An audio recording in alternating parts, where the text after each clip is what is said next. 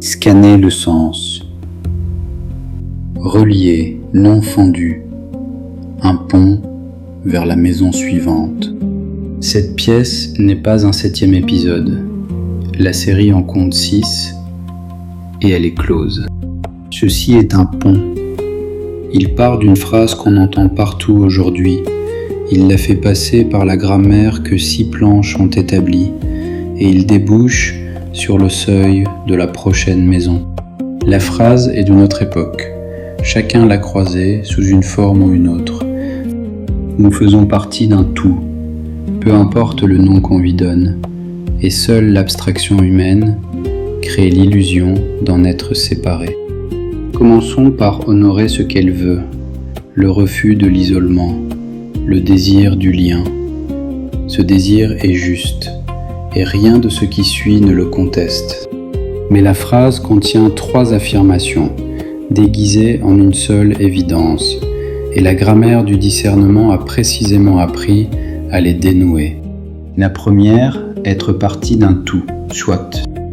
Mais l'appartenance ne dit rien de l'essence.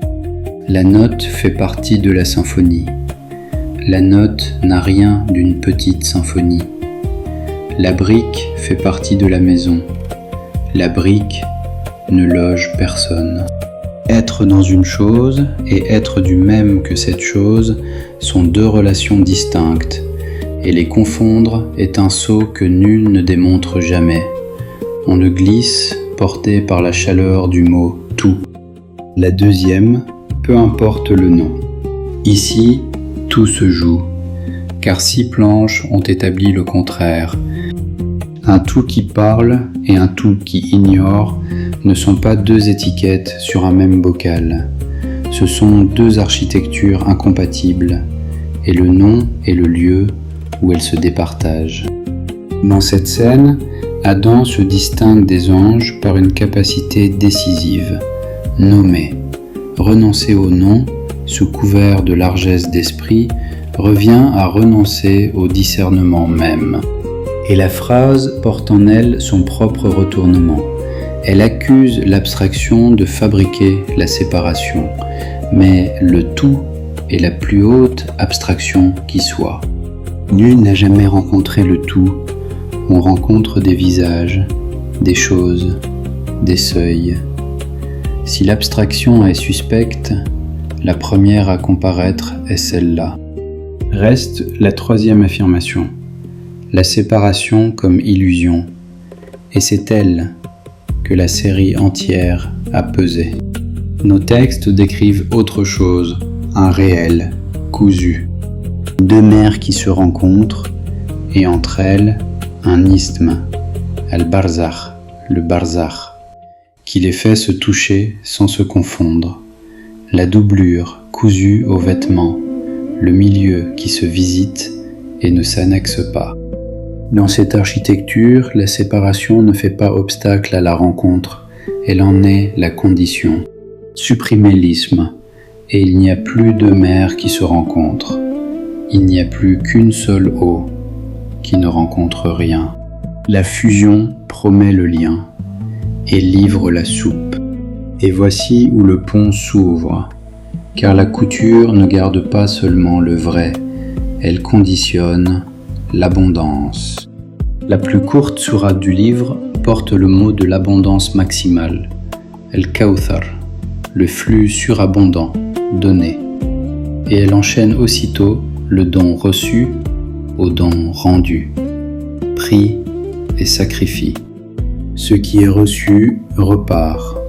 L'abondance est un fleuve, elle passe par des portes, elle ne stagne dans aucun réservoir.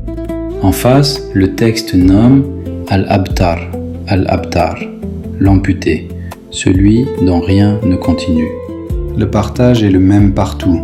Les aumônes croissent parce qu'elles circulent. L'usure, le riba, enfle parce qu'elle retient.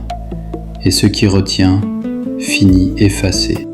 La rétention et la fusion sont un seul geste, vu de deux côtés.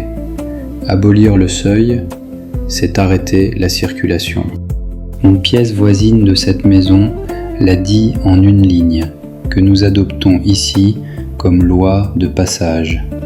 La coupe se transmet, jamais l'eau.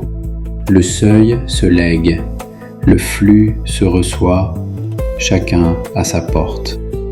Il reste à dire qui tient les portes, et la réponse referme la série sur son propre secret. L'homme est l'être des seuils, parce qu'il est l'être des noms. Un traducteur posté entre les étages qui fait passer le perçu vers le dit. Et cet instrument possède une propriété que rien d'autre ne possède.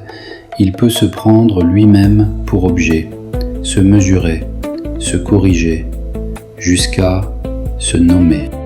Mais jamais depuis rien. Son nom lui vient d'ailleurs, de ses parents, de sa langue, du pacte, où c'est une question qui l'appelle et où il ne fait que répondre. La boucle entièrement fermée sur elle-même, le nom qui se donne son propre nom, nos textes la réservent. Et sa contrefaçon est connue. Faisons-nous un nom. L'homme vrai se nomme dans une langue qu'il n'a pas inventée. Et c'est pourquoi cette série a pu faire ce qu'elle a fait. En traduisant sa langue, on le traduit lui. 6 planches de Racine furent, sans le dire, une anthropologie. Un traducteur posté au seuil, qui reçoit ce qu'il n'a pas fabriqué et rend ce qu'il ne garde pas. La langue a un mot pour cette condition, et il ouvrira la maison suivante. La dette s'y dit Dain, Dain, et le livre ordonne de l'écrire.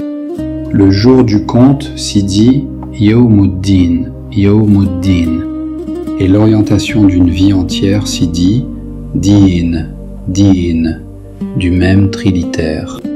Vivre orienté dans cette grammaire revient à porter une obligation qu'on assume. Recevoir, traduire, rendre. L'économie du réel commence là, et elle sera le chantier de la prochaine série. Un dernier scrupule, comme à chaque clôture. Celui qui a passé 6 planches à défendre les seuils court un danger symétrique de celui qu'il dénonce. Le douanier peut se barricader, faire du poste une forteresse et de la séparation une fin. Or la couture relie, elle aussi. L'isthme existe pour que les mers se touchent, la coupe pour que l'eau passe, le seuil pour qu'on le franchisse. Fermer toutes les portes et fondre tous les murs sont 2 façons d'empêcher la même chose, que quelque chose circule. Nous ne défendons ni la soupe, ni la citadelle. Nous tenons une porte, et nous la tenons ouverte.